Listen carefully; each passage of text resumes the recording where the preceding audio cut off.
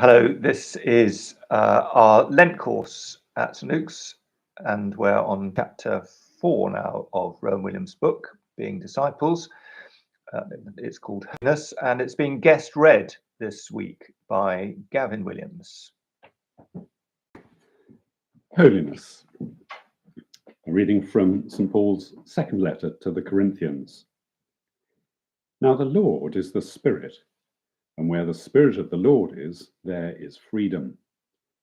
And all of us, with unveiled faces, seeing the glory of the Lord as though reflected in a mirror, are being transformed into the same image from one degree of glory to another. For this comes from the Lord, the Spirit.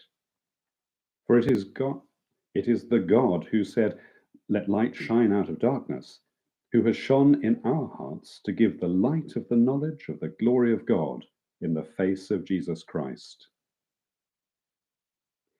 If you look up holy in a Bible dictionary, you are likely to get a strong impression that, at least in the Old Testament, being holy means being set apart. And it's also very much to do with being on rather dangerous territory. Remember when Moses meets God at the burning bush? God says, "Take your shoes off. This is holy ground." And when the people of Israel come to Mount Sinai, they are told not to get too close because it's holy, and so it's very, very dangerous. It's a bit like those notices on electricity pylons warning of danger of death, with the rather vivid picture of a little cartoon figure with a sort of bolt of lightning going through them. That is what holiness often appears to mean in the Old Testament. And it's perhaps why one common response to talk about holy places or holy people is to run a mile. If you turn to the New Testament, at first sight there is a bit of a contrast. For one thing, St. Paul, when he begins his letters, often addresses the people to whom he's writing as holy people, to the saints, to the holy people at Corinth, the holy people at Philippi. And that might give us a bit of a pause to start with, because it doesn't sound from the way that Paul uses that word, or the way it plays out in his letters, as though holy there means dangerous and forbidding, as it seems to in parts of the Old Testament. Another crucial passage that turns around our thinking on this is in John's Gospel, where Jesus says to his disciples at the Last Supper that he's just about to consecrate or sanctify himself. He's just about to make himself holy, and he wants his disciples to be holy in the same way. What this means is that Jesus is making himself holy by stepping forward towards his death, towards the cross. And the New Testament makes it very clear in a number of passages that crucifixion is, in one sense, the supremely holy thing, the holiest event that ever happens. And yet, it's found outside conventional holy places and a long way from conventionally holy people. It's an execution machine on a rubbish dump outside the city wall. Holiness in the New Testament is a matter of Jesus going right into the middle of the mess and the suffering of human nature. For him, being holy is being absolutely involved, not being absolutely separated. We could spend the rest of this book exploring why the Old Testament and the New Testament ideas are not nearly as contradictory as all this might suggest.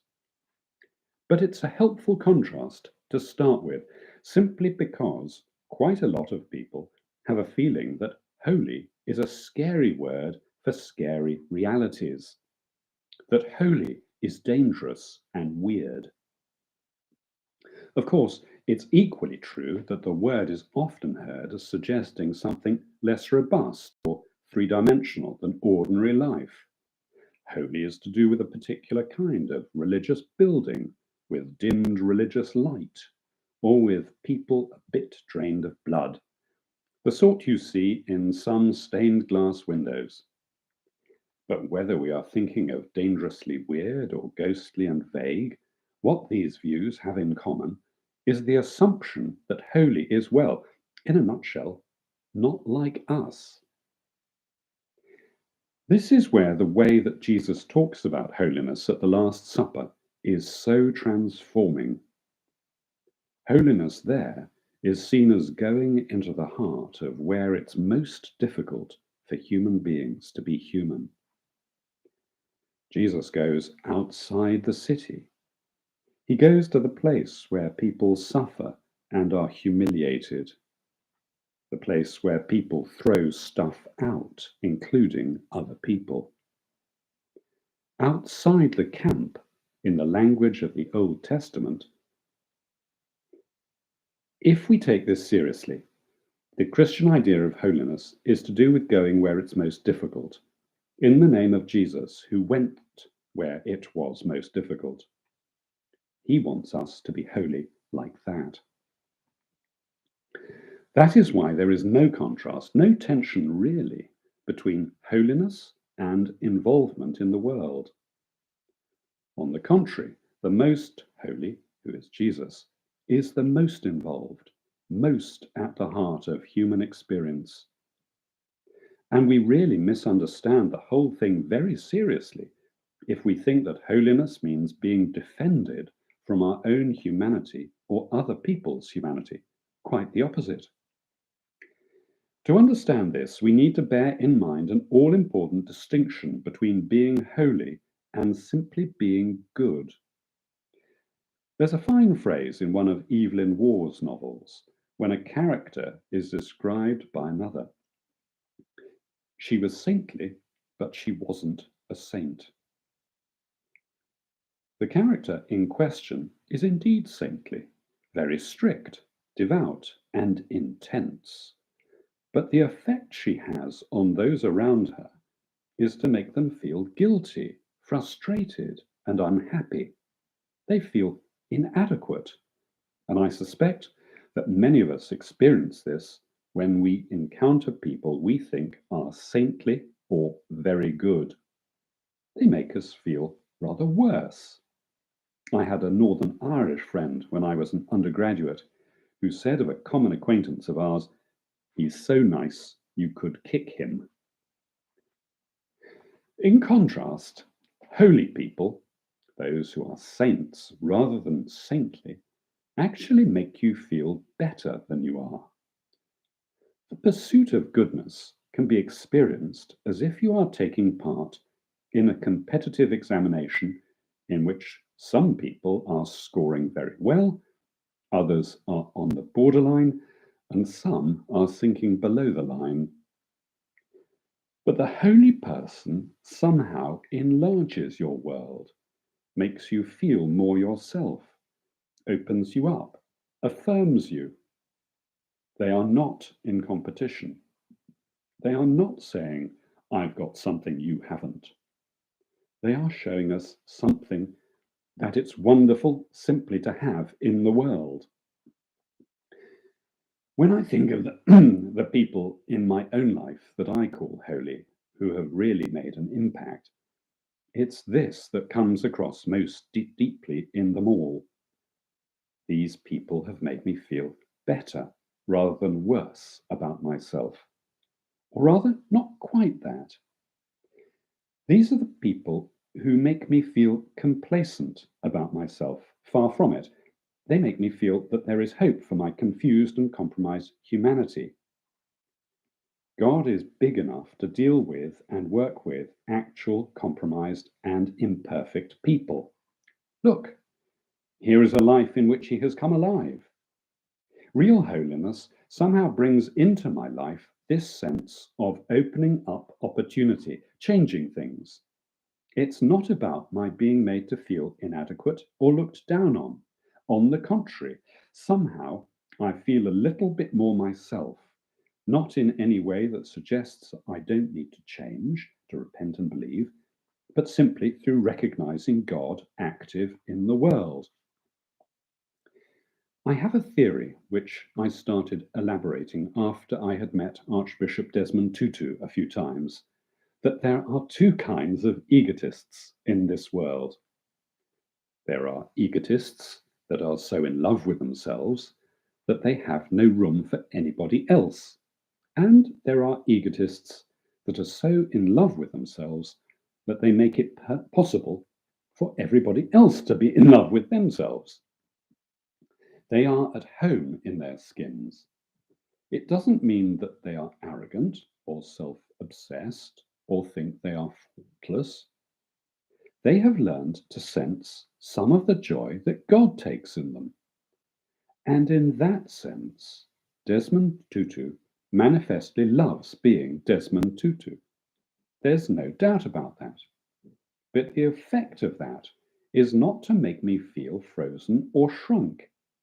It makes me feel that just possibly, by God's infinite grace, I could one day love being Rowan Williams in the way that Desmond loves being Desmond Tutu.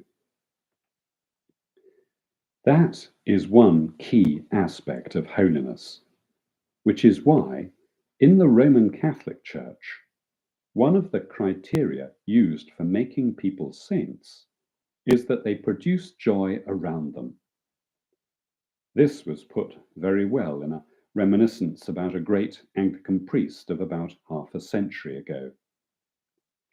The woman described her first meeting with this priest and said that as she talked to him, the landscape changed with a new light on it. That seems to me a brilliant definition of what it's like to meet a holy person. The landscape changes with a new light on it. A holy person makes you see things in yourself and around you that you had not seen before. That is to say, enlarges the world rather than shrinking it. This is why we say of Jesus that he is the most holy one, because he, above all, changes the landscape, casts a new light on everything. You can't look at anything the same way afterwards. As Paul says in his second letter to Corinth, when we're in Jesus Christ, there's a new creation. Nothing looks the same. So we're beginning to build up a picture of holiness. It's not an extra special kind of goodness, because somehow it's not about competing levels of how good you are. It's about enlarging the world and about being involved in the world. A holy person is somebody who's not afraid to be at the tough points in the center of what it's like to be a human being. Someone who, in the middle of all that, actually makes you see things and people afresh.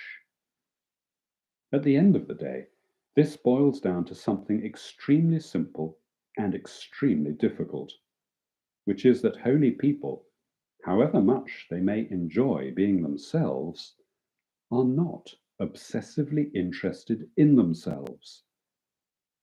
They allow you to see not them, but the world around them. They allow you to see not them, but God. You come away from them feeling not, oh, what a wonderful person, but what a wonderful world, what a wonderful God, or even, with surprise, what a wonderful person I am too. That is the transforming thing, the acid test for identifying where holiness is. And the difficult thing, of course, is that you can't really do this by trying. If you sit down and say, I'm going to be completely unselfish and unself-conscious, every 20 minutes I shall check whether I'm being self-conscious, whether I'm being selfish. Every 20 minutes I'll think whether I'm thinking, oh, hang on, that's the problem. That is the catch in Christian holiness. It happens when you are not thinking about you, which is why there are no useful self-help books on being holy. There are self-help books on being thin, self-help books on being an effective leader and on being a good cook, but I have yet to see a convincing self-help book on being a saint, and I would be very suspicious of any claims for one. Becoming holy is being so taken over by the extraordinariness of God that is what you are really interested in, and that is what radiates from you to reflect on other people. There's the catch. If you want to be holy, stop thinking about it. If you want to be holy, look at God. If you want to be holy, enjoy God's world. Enter into it as much as you can in love and in service. And who knows, maybe one day someone will say of you, you know, when I met them, the landscape looked different. And what goes for individual disciples goes for the church itself. Every so often, people come up with wonderful schemes for making the church a holier place, which usually means making sure that some people don't get in, or some people who are in get out. We might think that a holy church must be a church that is full of people a bit like me at my best. But when the church tries to become holy in that way, it almost always ends up in an appalling mess. Exclusive, anxious, and self-conscious. Am I really being conscientious enough? Am I really being pure enough? Are they really being pure enough? Surely not.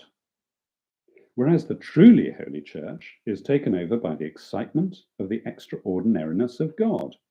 It wants to talk about the beauty and splendor of God, and to show the self-draining, self-forgetting love of God by being at the heart of humanity, by being where people are most human. Being holy is certainly being unselfish, but not, once again, in the sense of having a policy about how to become unselfish. It is being so interested in God and the world that you don't really have too much time to brood on yourself. We are called to it, and we are all in Jesus' Spirit empowered for it, because the Spirit of Jesus is the Spirit that constantly renews in us the ability to pray with integrity and conviction, to pray to God intimately as to a parent, to say, Abba, Father. Paul says that the Lord, who is the Spirit, uncovers our faces and allows us to be transformed from one degree of glory to another. The Spirit is peeling off the layers of illusion and defensiveness so we can see things as they really are. And this means that a really holy person is someone like a great artist or musician or poet. They help us to see what we would otherwise miss, dimensions and depths in the world that we might not otherwise spot. Not every artist is a saint by any manner of means. Some of them are conspicuously selfish egotists in their personal lives, but somehow, in their work, they forget themselves enough for something to come alive, to come through. And the saint, the holy person, is somebody who has been enabled to create that kind of artwork out of their very lives, to let something come through, to let a bigger world appear, a new light and a new landscape. We start then on the path of holiness with two very simple things. Simple in this case meaning difficult, as we have seen.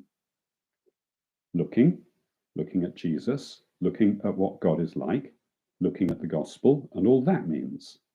And exploring where human beings are, what their needs are, what they are calling us to do, how we may help them become more human.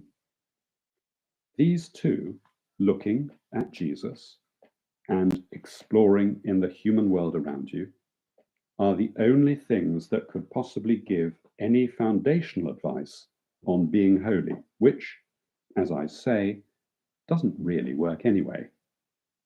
But start there, and who knows?